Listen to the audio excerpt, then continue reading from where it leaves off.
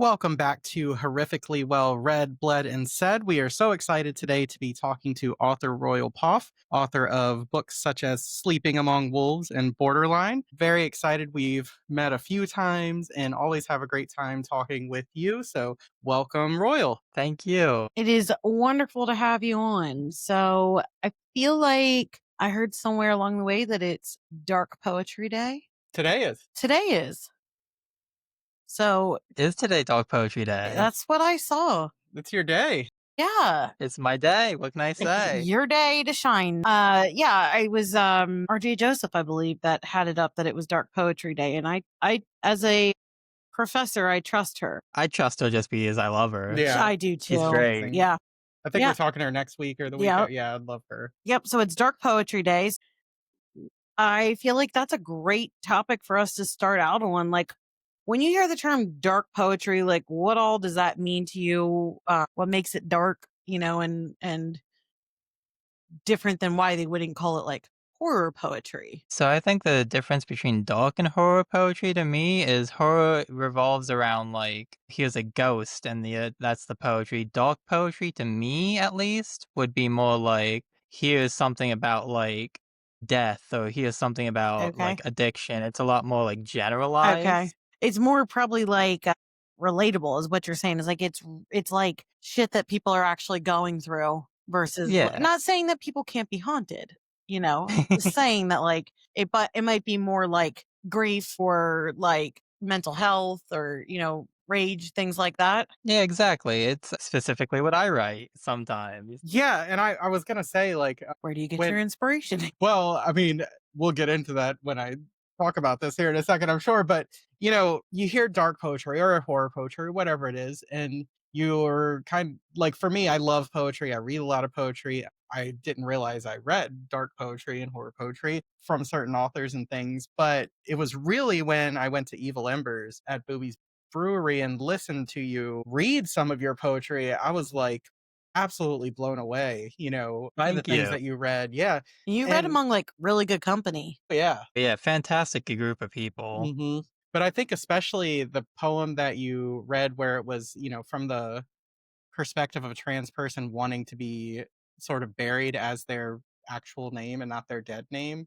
Oh, wow. I was just like, tears coming to the eyes. That was just, I was like, there that was makes me emotional immediately. yeah, there was just so much emotion to that. And just wondering when you're writing something that is, so dark and channeling such emotions and poetry, kind of, in its form, it really just kind of strips those emotions bare, like and down to the nitty gritty. Like, what is it like writing something like that? Does it affect you too? Like, Yeah. where does it come from and that kind of stuff? So for me, that one specifically, the Ode to Brianna Gay, Mhm. was about an actual person. So that one was like a different case kind of because it's about something that like actually happened to someone. It was just something I was very angry about that they buried this person under their dead name because of UK law. Mm. But for me, mostly I pick topics for my poetry that's like near and dear to my heart, and I write like a general outline where it's like, this is what I want to say, and this is how I'm going to say it. And then I go into like this is the actual poem. And do you follow, like, I read somewhere because one of my favorite movies of all time, I don't know if you've ever seen it, is Slam, which is Yeah, it's poetry heavy, right?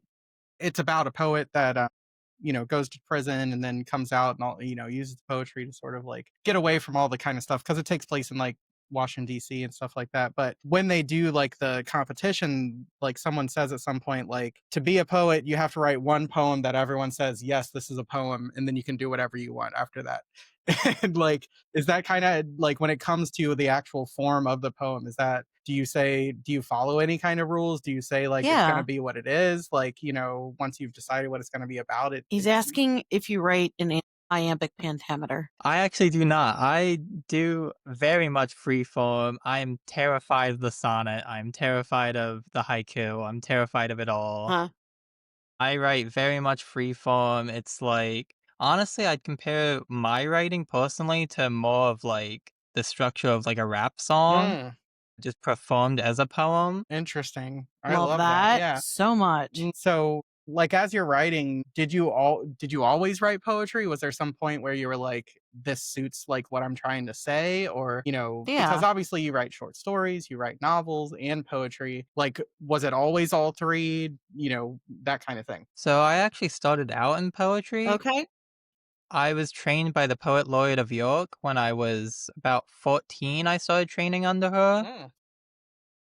And then my buddy, Dustin Nispel, who's a really big name in like the poetry sphere, he's won a lot of awards and stuff. He's won like national awards and he's local to York.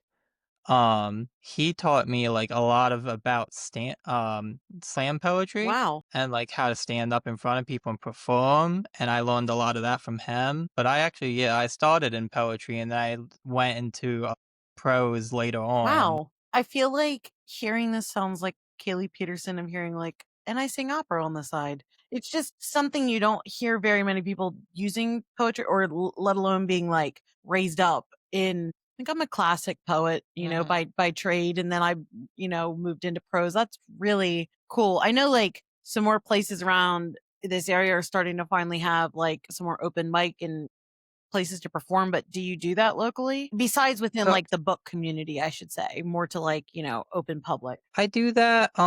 Not as often since post-COVID. Post-COVID definitely took out a lot of the open mic spaces and they never recovered quite as well. But I definitely did a lot before then and I tend to do one here and there whenever I can. Yeah, that makes sense, definitely. And obviously, or not obviously, but your prose is definitely horror. And I want to, or, the novels that I've experienced, sorry, you might have other things, but has horror always been a part of your life? Have you always been like a horror fan, or is that something that kind of came as, went on your reading and writing journey? So here's the part where it gets to be a little bit of an emotional story. Okay, great. I'm here for it. Sat, I'm ready. So, my grandfather who, recently passed away, like, Oh, very recently, we lived with him growing up, me, my mom, and my grandfather lived together growing up, and we only had 1 TV in the house, we were very poor, we couldn't afford, like, a second TV, 1 TV was kind of a luxury item for us, and he was always in front of the TV anytime that I was home, and he would always watch the Sci-Fi Channel, so I grew up on, like, cheesy sci-fi horror movies with Yeah. him, and that's what was my introduction into horror, and that was, like, what I grew to love was, like, this cheesy, schlocky, old horror movies and stuff. awesome. Some like name a couple of them, like because the definition of old can be, somewhat relevant. Like, what are we talking here? Well, you have to remember that I'm 26, Yeah, that's what I mean. so Yeah, I'm about to get offended. This So, is why I'm like, come on. so old to me is, like, the old Freddy and Jason movies and, like, stuff like that, but also, like, Oh, look like, at that. Freddy Our versus recording has Jason come was, to an like, end. I'm my big sorry. one. Just kidding. I'm just kidding. I'm sorry. Go ahead. What were you saying? But I remember, like, Anaconda was a big one for me. yeah. And, Piranhas was a big one for me, like, that, like, cheesy, like, B-movie type was big for me. And it's funny though, because like I feel like your writing is very like emotionally honest and like all these kinds of things. And it's like, what do you think you have borrowed, if anything? Like, where do you think that inspiration comes into your writing? Yeah, that's the thing is I feel like I learned how to scare people through that, and then Mm. I learned the emotional side through, like, other aspects of life. A lot of it came from my poetry, honestly, like, I do a very flowery poetic prose. Yeah, that's funny that, those two sides, how that goes. And then, I love that, connection when there's that connection to family. And a lot of people have said that because either the movies or the stories or the different things that they've had sort of are in this like family sphere and shared amongst family.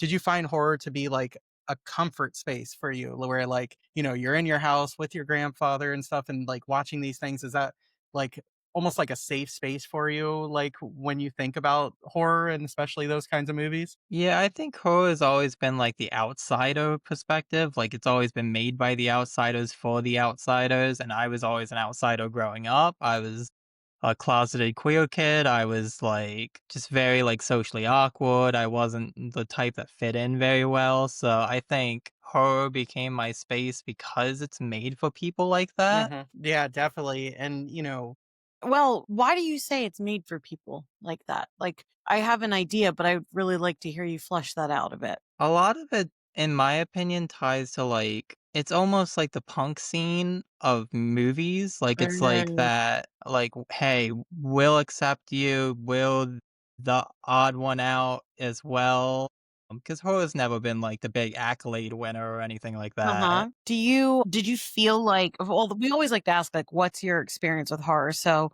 like, for you saying that you're 26, what did you grow up with? Like, what's like in terms of books, was there any representation or anything that you found? Or are you, when you're saying you were this, closeted queer child and, was there anything representing that? And or is that what you're kind of trying to fill some of that space for now? Like, where does this fit in? I'd say I didn't grow up with the indie horror as far as books went at least. So I grew up with mostly what they had in school libraries and stuff like that. And obviously you're not finding much queer horror or any horror that's too extreme in school libraries. So I feel like that's kind of the void that I've been trying to fill with my work. But I do feel like it was out there. I just wasn't experiencing it at the time. So what were those ones that you kind of gravitated towards in those spaces that you were able to find that kind of said, "Yeah, I think this is the kind of stuff that I like." So my all-time favorite book, and it's not queer horror, but it is definitely horror, in my opinion anyway. Some people say it's thriller, but Jurassic Park is my favorite book ever made. Okay, And you I can feel like stay. that I feel like Jurassic Park really elevated what I wanted to do. And I credit that and I credit the movie Signs a lot Oh. to what I create. Yeah, I love that. I think that, from the opening pages of the Jurassic Park novel, and, anyone that knows me knows that I am an obsessive Jurassic Park fan as well. My You gotta be. I have dinosaurs everywhere that you can find for sure. And I think that so many people, I love when they discover the novel and they read the prologue and they're like, "Holy shit, this is a horror book," Like because it doesn't pull punches from the very beginning. It is violent, it is scary, and really, a lot of people don't realize it's very different from the movie in that, it is almost like a time, book where it's like it's a countdown. Like if they don't get something done in this amount of time, like the whole world could be fucked, basically, right? But yeah, and babies get ate in the first 5 pages. Yep. Damn, that's like a And they little. got rocket launchers, it doesn't mess around. And, some of the major characters that are in the movie and stuff like that, like he kills them in that book. And you're especially if you experience the movie first and then the book, you're like, this is not even the same. The titles and the character names are the only things that are similar, right? Yeah, Nedry's death shaped me as a person. I feel like I've always wanted to write a death that one-ups that Oh, one, and I've Yes. never wow. been able to. And I've always been upset by the movies. Like, can we get an accurately sized Dilophosaurus in our life? Like Rebecca knows, I'm just always like, First they're world problem. No, babies. They're yeah. all babies in the movies. They're Yeah. supposed to be taller than people. But yes, I like my in my mind, I actually read that book when I was 10 because that's when the movie was coming out. And yes, I'm that old. Sorry. But yeah, definitely when he's like, he feels that and he's like, "What is that?" It's like, "Oh, that's my intestines spilling out." And then the Mhm. Dilophosaurus is eating him as he's still alive. And it's like, yeah, That's Oh. crazy. that's a horror that just when you think about the worst things that could ever happen to you, I think watching or feeling something eat you. So, have you guys, I think you have, Adam, but real, have you read Dragon Teeth? I don't believe so. 'Cause Who's that by? it's like adjacent to, Well, it's The yeah, other Michael Crichton, yeah, but it's yeah. a posthumous, but it's about the fossil wars like, between yeah. yeah, I forget which podcast I was listening to, but it Mhm. talked all about like the actual bastards that tricked each other and how they Mhm. created this like archaeology It war. was basically like pirates for dinosaur fossils. And they Yeah. would Well, they were both like really well to do and mhm, like it, yeah. or And they one of had them started out as was. friends, yeah. Yeah. It's its own little tale of like, But a lot of dinosaurs that we consider dinosaurs now, were actually almost like Fiji mermaids that they would make fake fossils and hide them. so that the other person would find it and then they could be like, oh, that's not real, you know. So they would That do what a crazy schmuck. stuff. Yeah. But it's like pretty violent, or like, in terms of like how much they fucked each other over and stuff. So I haven't read the book, but the podcast made me very interested to say maybe I need to read both of these. Oh yeah, no, you need to read Jurassic Park and then Let me just get my Yes. TBR even fatter. it has to be. Yeah, you'll read that book like that's a one day, like you won't be able to stop reading kind of thing. Even now, Mm. like I've read it a couple times since and it's like, yeah, it still works Is it really still well. titillating? Yeah. Yeah. Okay, good. Real, I have a question. It was you, right? That when you Yeah. said something about, I don't know, killing or death or whatever, it's you that will kill people for a fee, right? Like in a story? Yes. What? Yes. I Yeah, love guys, that. here's the opportunity. If you want to like have yourself inventively, creatively killed, or a loved one, or maybe an ex or whatever, definitely something to market around Christmas for yourself, Royal, Oh as yeah. well as Valentine's. Mm. You will kill Yeah. someone Yeah. creatively and fun. So tell us a little bit more. What stories have you written to kill people? How did this come about? So this came about as all good things came I about. love I the was giggle. poor and I needed money. You needed money. Okay, great. Yes. But I thought it would be a fun concept to like be like, hey, here's a flash fiction of me just killing someone, like you or your loved one, and being like, hey, I'll write this really short piece, I'll crank it out in like an hour, but it'll be really fun and just goofy.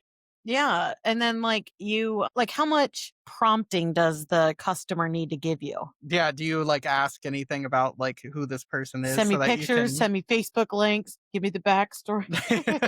So I normally ask for their social security number and their That's mother's maiden name. not too much. Speaking of needing money, you know, it's like that's how you No, I normally just ask like I'm like, "Hey, you can let me be completely free form with this, or you can give me some details about yourself, and I can like go in more in depth with it. Like, hey, what's your partner's name? Do you want them to be included? Do you have any animals? Do you want them to be included? I won't kill them, but I might have them included." if you've been in the apartment long enough after you're dead, they might start nibbling at you in the story, right? Just a little bit.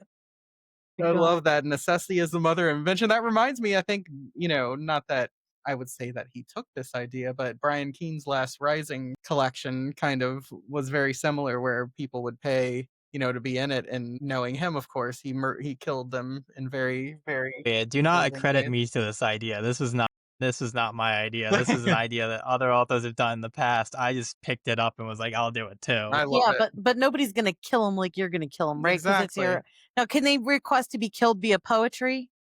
Nobody has, but if they want Come to, I do on, know a lot of people that don't like poetry and would consider it murder. Adam, your birthday is coming up. That is true. Oh, Yes. shoot. But I wouldn't pick you. I would pick someone that I don't like or yes. anything, but I like everyone's. I'm just kidding. I know. I had to pick something like a fake character or something. Yes, definitely. I love that. Well, that's like super fun. So, do they just DM you for like the opportunity or? Yeah, so I just have people DM me. My DMs are always open. I've only had a few crazy people DM me, so I haven't had enough that I've closed it yet. My God. What's the craziest DM you've ever gotten? So I had my one book, Sleeping Among Wolves, is about cannibalism Mhm. in the broad sense. And I had somebody DM me their cannibalism fetish and like fantasies and like how they because it's about like trying not to turn into like this zombie like figure and consume your lover. And they were like, hey, I've had these fantasies about eating my lover. And I was like, hey, don't message me anymore. Hey, what's your number, real quick, and your address? For no reason, 911. Hey, I don't think you really understood what I was going for with that book. Yeah, it's like it is Yeah, called I sent them, I fiction. was like, hey, you need a therapist. You know what? I'm gonna return your fee, and you go ahead and hire yourself a therapist. Yeah. Holy shit, that's crazy! I would have been so skeeved out. Mhm. Oh my Yeah, God. it was a weird one. Okay, well, that's a I was, like, thinking you might say, like, nudes or something, but that's worse. Yeah, a little bit worse. It's like, "Oh, I could have dealt with seeing a nude body." This, on the other hand, of someone's, like, monster of a soul. I don't know, there's, like, a fair amount of cannibalistic books out right now, and I wonder if It it's, is like a what if renaissance it's, of like, bringing the cannibals, yeah. people out? Like, I had to Mhm. stop reading The Lamb. I really, really wanted to read it, but when she's, like, talking about just Frying 'em like, up. oh, Just she's yeah. just, like, chewing on a finger Mhm. like it's a fucking Cheeto. I was Mhm. like, "I can't." Yeah, I mean, the opening line of that is what, "I found a finger in the drain." So It's not my subgenre. It just isn't. I can handle a lot, but that it's just and kudos to anyone who can. Like we had Tamika Thompson on and she talked about like tender is the flesh and how it's like the cannibalism is used as like a allegory mhm. for like what's happening in society. And I was like, maybe I'll read it. And then I thought better not. But I really appreciated her take on cannibalism and why it's used as like metaphorically. And I like that. It really does make me sick to my stomach. Like I struggle. See, one of my favorite movies of all time and one of my favorite books of all time is Bones and All. Uh, So that's what like really kicked it off and inspired Mm. the book was the movie first because saw the movie first and then I read the book. And yeah, crazy story, crazy, really well written, crazy story. it's just so, like, metaphorically dense, the idea, because love and, power and control, has a consumptive, aspect to it, and taking that to like the literal extreme, I think is ripe for a lot of meditation and emotion in writing for sure. Definitely agree. So when you are like at these events and you're selling your books and pitching your like, do you feel like because you've been at a lot of like indie book, like you run the circuit pretty well. I'm not calling you Yeah. like a hoe. I'm saying like you market yourself well, just to be very clear. But I feel like, you tell us about like, I'm curious as to like your thought process and how your tablescape comes into it, how you're pitching yourself. Like, we'll get into a little bit more, but I want to start with those two. So, what do you work on for your setup? And then, like, when you have your books out there, how are you pitching yourself? So for my setup, like I'm very much just to kind of throw it on the table and arrange it how it looks decent and then hope for the best type person. I don't have much more in depth with that part, but with the pitching yourself part, I will say people don't realize this, but we are terrified the entire time we are pitching ourselves. It is a horrific, weird thing to be doing to be like, here, have this part of my soul, please give me money for it. Oh my god. But see, that's how I feel. Like, that's why I don't like to turn anybody down when I'm there because, like you said, I'm like, this is their baby. Yeah, it's like you really have to get to the point, especially with people's attention spans, you have to get snappy with it. Because the first AuthorCon I did, which was the first convention I ever did, uh, which was throwing myself in with the wolves right away. Yeah. But I was right next to Lucas Milleron. Okay. Uh, I think I'm pronouncing his last name right. I love you, Lucas. I don't know how to pronounce your last name, but I was next to him and he was teaching me how to pitch and he was like, "You have about 5 words to grab someone's attention before they move on to the next table." Mm. And like I stuck with that knowledge. I'm like, that's a really like smart thing to do. Like he has a book called Cocksucker, which I love. Interested. And he holds it out to people and he just goes, "Cocksucker," and people buy it from him just from I, that pitch I alone. love that. He only needs what? Is that one or two That's words? I'm not sure. And like when people walk up to his table, he goes, "This one's about aliens, aliens and eldritch beings," or like something like that. Mm, Like really like quick, snappy things, like eldritch aliens on Mars or something like that. yeah, Like the way he does it, like and I picked up on that and like Sleeping Among Wolves, I go cannibalistic lovers or something like yeah. that, like gay cannibalistic lovers. And like that's how you really like catch people's attention. This is a great lesson. I will tell you that from the marketing perspective, because I talked to a lot of when we were at Books and Brews and just saying, like, how well do you market? And you can tell some people just, they have their pitch. It's really easy. They have it condensed, it's memorized, it's down, and they work and they sell out now of their books and stuff, which is awesome. But I really think that this is a great message to anyone who does this, to any of the authors. It's like, get it down to the 5 words. I know a lot of people are like, what are you reading now? What do you like? Help me understand a little bit more about what you're interested in. And they kind of position it. But I love how you're just like, this is an immediate, like, bang, bang, bang, hit them over. And it's like, if this is your audience, they're right there to buy it. I love that. Another really good thing that my good friend Cassandra Celia taught me. Who we love. Yep. Uh Let's yes, hear love her. She's great. Cassandra a cast lesson. They taught me to do the name like 2 separate things. They could be books, they could be movies, whatever they are, that match your title and be like, like mine, Sleeping Among Wolves, I do Bones and All as a comparison because it's both cannibalistic, Okay. and I do The Battery as a comparison because it's a like zombie type story about characters. So those are like my two where it's like, oh, do you like Bones and All in The Battery? Then you might like this. Nice, nice. Yeah, get them right into a comparison and just, that way they're like, "Yeah, I did enjoy that." So it's kinda like you're being the personal, like when you're on Amazon or whatever, and it's like if you've like this or other people have considered that, you're kinda giving the personal, like, algorithm effect right away. If you've read these, you'd probably like this. Yeah, basically, you want to find your niche, and this is what Brian Keene taught me. Um, Look at Will just Brian's been being a the friend of mine for student. a few years. Brian taught me, he was like, you find your niche, you niche down, and that builds you up. So when you like mine's normally gay drama horror, and even though that niches me out of some markets like the extreme or the splatterpunk or stuff like that, that was never my target audience in the first place. Right. So that's like freaking amazing. So basically, you eliminate everybody that would have been waste from the get go. Don't waste your time. And then you bring in all the people that would have ever been your customer right away. Yeah, which by the way, on the topic of Brian Keene real quick, I was visiting him the other day and I mentioned that I was going to be on you guys' podcast and he said that it's a wonderful podcast, so you guys got Brian Keene's approval. Are you serious? I was just about to tell you how sexy I think Brian Keane is. My God. Look, I'm sorry. Him and his like suit in Connecticut. The nicest asshole you'll ever meet. Listen, I don't care. You look like Daddy Brian Keene. The picture of you and him together, I was like, shit, he should win just for that. Yeah.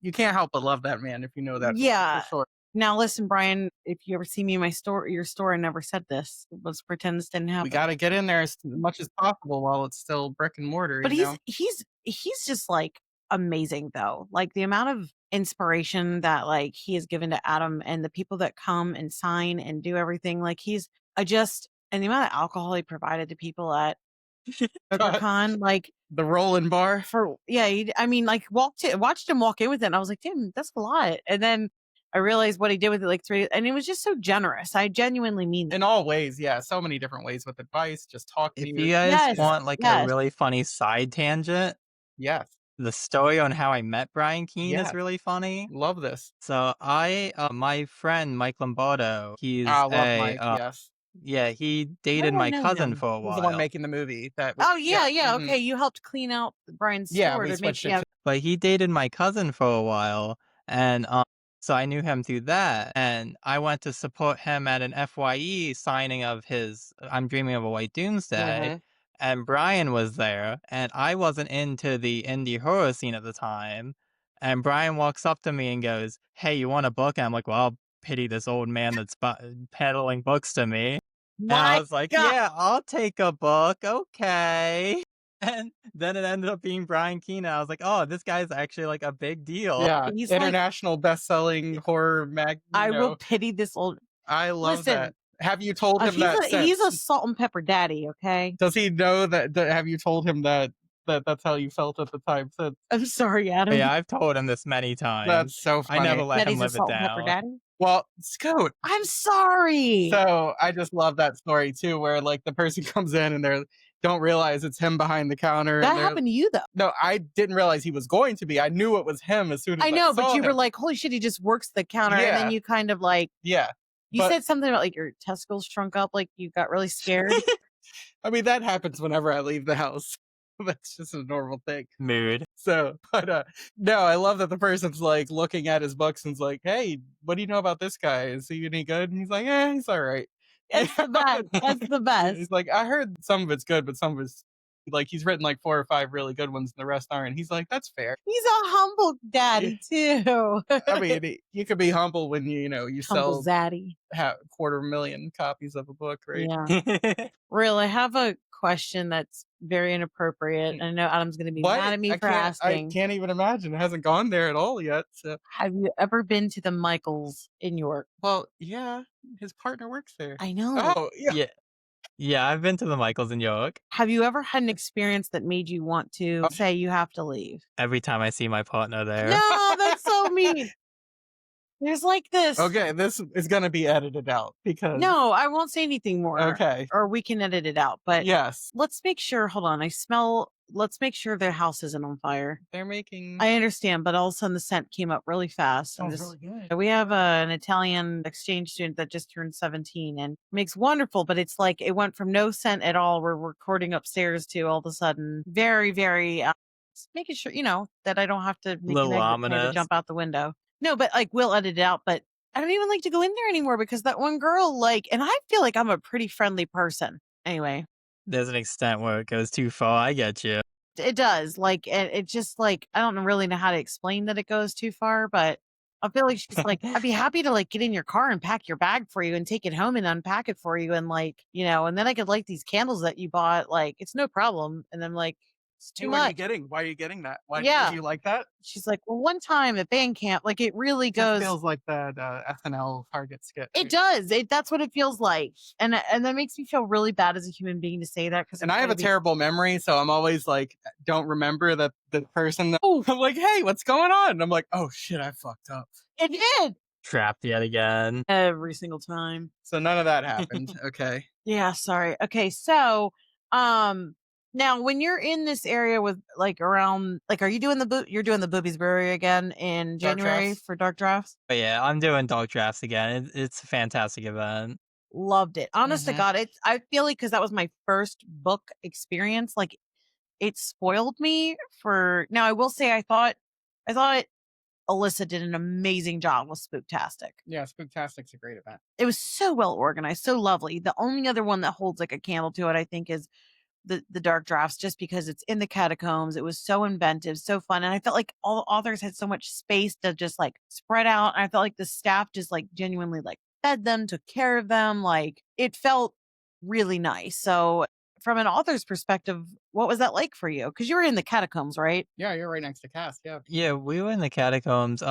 I actually didn't know super well, but I knew the people running it, Kendra and Kate, because I had ran into them previously, and they actually gave us a tour of the building Huh? before the event took place. Well, after Me and your Cass, Vortex they gave us a signing, tour of right? the building. Yeah, after our Vortex signing, yeah. So, getting the tour of the place in advance and getting just they were fantastic. I have nothing but positive words to say about them. Well, I feel like if anybody is willing to drive or come to, it's a wonderful experience. I think it's the true indie author opportunity. Not that there's, I feel like it's new and emerging. Really I able to found some talk of my absolute favorite writers. most favorite, yeah. Hmm. And just the ability to really talk and socialize and not feel like it's mayhem. It was awesome. I loved that Friday night. It just started out With with karaoke. karaoke, and I didn't even realize I was embarrassing myself in front of these authors. Yeah. The next day when I showed up for signing, I was like, "Oh, that was awkward. That was really." That person was, yeah. I just didn't realize I was singing "Shoot" in front of all these authors. I didn't do a bad job. I didn't do anything terrible, but it was Mhm. just You weren't calling them salt and pepper zaddies while you were up there. I Like was that's not. yeah. But I met Beatty Prince and, became fast friends and made some other Oh, friends at the there. bar, yeah. But everyone is just so great. So now will you be getting the opportunity to design a cocktail this time for yourself? So yeah, so I think they are doing the design the cocktails again. I haven't gotten confirmation on that yet. But I think they are again, so I definitely want one because mine last time was pretty good. Remind me, what I'm did not a you big have? drinker, but what? Remind me, what was your creation last time? They actually created it for me because I don't drink Okay. very often. So they were like, hey, it was like watermelon cream, whipped vodka. Why didn't I have that? That sounds amazing. We were drinking Cass's Elric Undoing lavender thing that was really good. Yeah, and I ended That up was getting good too. I think the spicy margarita, which was jalapeno. I forget which one that was for. That yeah. I think I wanted a lot of things, but I was very hot, so Mhm. I waited till later. Mhm. So Well, this kind of brings in, to me anyway, one of my other favorite things that I love to talk to with guests is just the horror community at large. So we live geographically in a very similar place, and that place is overall extremely conservative it's very and red. pretty much the opposite of, Yeah, yeah, unfortunately. pretty much the opposite of how, we feel in our daily lives about things. So it's even more important, I think, to find that community, both locally and at large. And just want to hear your thoughts in general, as a writer and especially in the indie space, how that community, and you've told a couple stories of people helping and stuff, but just how that community, you found it to be in terms of like inviting, accepting, how that helps you as a writer to be a part of that too. So here's a list of all the people that I hate, A to B, A to Z. Can I, No, I'm joking. I love everybody we'll in the make sure to space. put pictures Everybody's next so to it and link to fantastic. their Oh socials my too. god. But no, seriously, like everybody honestly, like I have never found a home like the horror community. And that's like the honest truth is literally everybody you meet is has the same goal in mind. So everybody has the same goal and everybody's uplifting each other. There's like fantastic people. There's like Dan Franklin, there's Jeremy McGreary, there's I could go on and on. Like there's just so many people that I've met that Look, feel free have to give your uplifted me. Oscars acceptance speech. We can Mhm. listen. I would love for you to shout some of them out because I mean that genuinely because there's a thing that our friend that we met at Books and Brews, Chris says is like, I might not always be interested necessarily in immediately reading the person's book, but if I get to talk to the author and see them as a person, I'm really interested. So knowing that you're like, these are great people, I would love to hear some of them because it might make people seek them out. So obviously my best friend and the person I'm closest to in the industry is Cassandra Celia. But there's also Dorian Sinnott? Yeah, I Sinat. don't know how to Yeah. pronounce people's last names. I think Mhm. I'm it's so bad Sinat. with last names. I like hide from pronouncing people's last names, so I'm Yeah, so I sorry to hear you. anyone watching this if I I mean, mispronounce your name. Dorian's pretty like there's not a lot of Dorians, but yes, go Yes, on. we're gonna be Yeah, I have love more winter Dorian. weekend Dorian's a with Dorian too. sweetheart. Jamie Flanagan, who I've met Yeah. recently, in the past year I've become friends with. They're fantastic. Judith Sonnet is fantastic. Mm, She's also become a friend of mine in the that's past year. awesome. It's like just having people that you can relate to and feel good about and converse. So whether it's about like your personal life or author type things, I just keep coming back to how wonderful um the horror community is. It really is. Yeah, one good story, Yeah. that, somebody, when I did the first AuthorCon, I was, like, very terrified to meet people. Like, I was, like, in my bubble, I was like, "I don't know how these people are gonna accept me, how, like, I'm gonna be perceived by these people." One of the first people I walked up to was actually Megan Stockton. She's wonderful. Oh, yeah, oh, yeah, and I walked up to her and I was like, "Hey, I'm Royal, nice to meet you," and all that, and she goes, "Is this your first convention?" I'm like, "Yeah, my first ever convention," and she goes, "Do you know anyone here?" And I was like, "No, I don't know anyone here," and she goes, "We're gonna change that," and she walked over to everyone she knew, and she introduced me to everyone she knew, and she, like, abandoned her table to do it and stuff, it was so sweet. Love that. And I felt like when we went to Books and Brews, I found my friend Melanie there because she was standing by the elevators by herself. And I was like, I could just tell she was just being patient. And I was like, "You're here alone, aren't you?" Like, and she's like, "Yeah." And I was like, "Come over here. I'll introduce you to people," Mhm. because I knew that that's how I felt at first. So it just, someone being kind really helps. Yeah, and, like, my first, Ghoulistics, Misty Simon, who doesn't get enough love, she's fantastic. She was very much, like, at her own table, and I didn't know what to do because I was at my own table, and so I went over and started talking to her, and she was fantastic to talk to. Scholastic, is that the one in Harrisburg? Yeah, Oh, they're I okay. didn't actually get to doing that go to again that this yet. year, and I'm It's so excited. coming soon. Oh, are we Mhm. going? We should. I like to go to as much as I can. You'll see me there.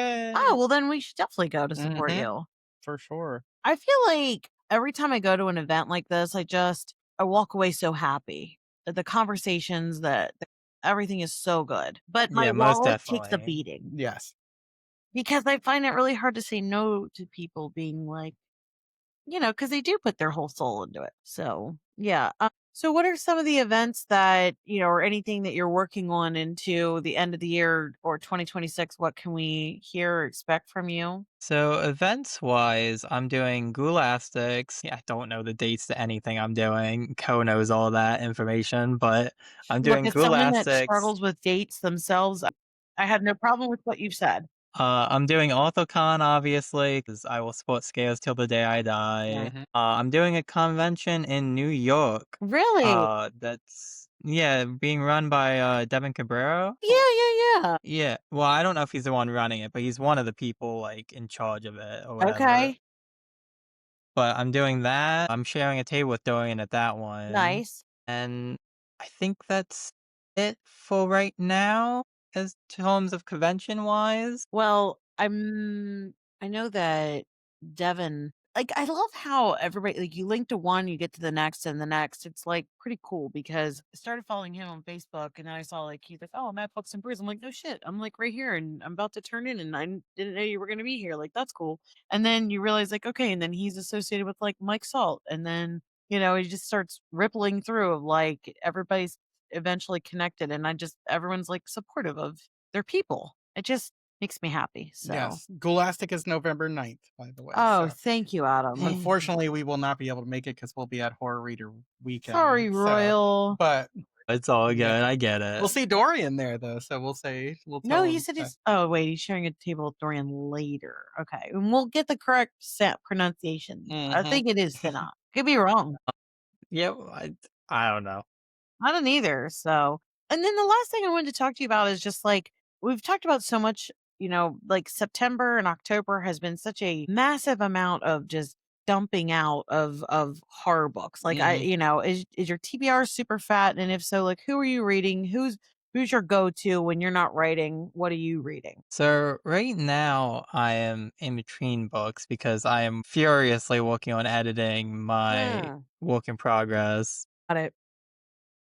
And, like, I handed that to my editor, and I'm working with them on that, so I'm not taking on anything else right now, but, on my bedside's table is John Bowden's My Eyes Are Just Holograms. Mm. That sounds Yeah, it's amazing. a What's great that title. about? It's a poetry collection, actually. It's I believe it's first poetry collection.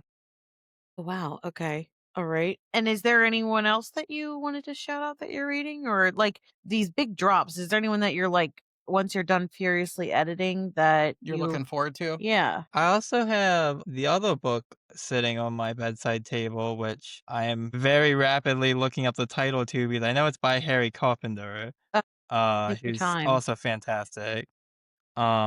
I don't remember the book title. Sorry, Harry. I feel bad. I am actually a character in the book and I don't remember the title. Oh my gosh, how did that happen? How did you become a character? He actually wrote this book. He runs Fright Reads, the convention. And it's about a guy who is him. It's like a self-insult character that runs a convention that turns into like this murder slasher mayhem. And it's all like his friends, like me, Javier, and stuff, That's are included amazing. in the book as characters. Okay, but like does he write you to get dead in there? Like you write people dead or no? Yeah, I told him he could write me in it as long as he killed me off in a fun way. So Oh, that I haven't see seen how I die yet. that's like trusting your friend. Mhm. I love it. I love it. All right, Royal, I told um Robert Piotone that he's got the best laugh, but I don't know. I think it's a cute little snicker that you have. So I'm Oh my. Thank collecting you. these little giggles. So Yes, I love that. Obviously you have a lot of work out right now. What can we look forward to from you in the near future? Obviously you're editing something furiously, as you said. Do you have yeah. anything in the pipeline that is ready to release or going to be And you released? can only use 5 words. Oh god. I'm joking. You Does can that say count as whatever 2? you need. So I have 2 books right now. One that is a solo piece that, like I said, I'm in the process of editing, and one that I'm in the process of writing. That's my Exquisite Corpse series. Do you guys know what that is? No. Have I explained that to you yet? No, I don't not to me anyway. I saw the like announcement for the third book, the anthology.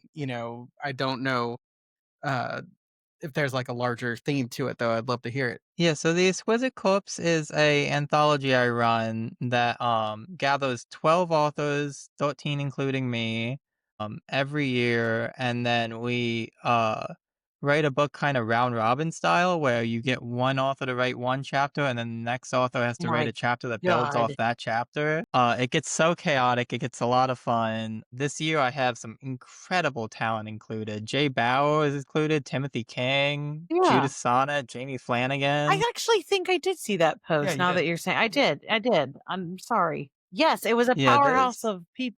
yeah, oh yeah. It's like everybody included is putting in their all into it, and I'm just so thankful for everyone that's included, and all the proceeds to that go to scares. That's awesome. Yeah. Now, I is guess I that just didn't realize it was the round robin style. Like that yeah, makes it even cooler. yes. Now, is this, Thank you. thematically, is this like in honor or nod to, the Poppy C. Bright book? So no, it's actually Exquisite Corpse style. It's based off Exquisite Corpse style of poetry, Okay. which is something that my poet laureate taught me when I was training under her, which is like each person writes a stanza of a poem and Yeah. then they combine it into one poem. And I was like, that would work really Ah, cool for like an entire prose book. yeah. Very I cool. was also And really high when I had that idea, so do you always like now, obviously you're the 13th, do you always begin, end, or just anywhere in there? Like, do you put yourself at a specific spot? so the first time I was the second chapter, the second time I was the first chapter, and then the third time I was the first chapter again. So kind of spearheading it. Which position do you think's the hardest to be in? Like in the straight in the middle or closing it up at the end or I've always starting it thought it off? would be the last, but people actually really want to do the final chapter, and I bet. Yeah. people like fight over the final chapter. I'm like, you can have it. I'm staying away from How many that. people get punched in the face over that? Do you guys have to draw straws? Like how do you decide who gets the last chapter? So I make the decision honestly based off like a lot of variables, but it's like what's the strongest part of their individual work is normally a big variable to me. Like if they have like really killer endings and I try to put them towards the end. Okay. I mean, that certainly makes sense. So awesome. So, is there a date for that, or is that just So that one doesn't have a date okay? yet. I would expect it by summer of next year. Awesome. Very cool. But the Kickstarter for it will come out in the next like month or so All right. because I kickstart all of them. How can we support you? What do you want to tell us about the Kickstarter? You'll be, I'm guessing, posting sooner than later for that. Yeah, so in probably about the next month. Okay. But the Kickstarter will be under all my socials. I'll be posting about it obnoxiously, so Apparently, like posting every day about it is not obnoxious. It's just What you have required to for do. Yeah. promotion. And you'll be, yeah, I don't like it, but yeah. Yeah, it And feels like, of course, everybody's seen it. Oh my God, I have to do this again. But it isn't, though. no, apparently, the way that the algorithm and all that stuff works, that new people are seeing it every single time. Very interesting. You're also in Cassandra Celia's anthology that's coming out in February too, right? Yeah.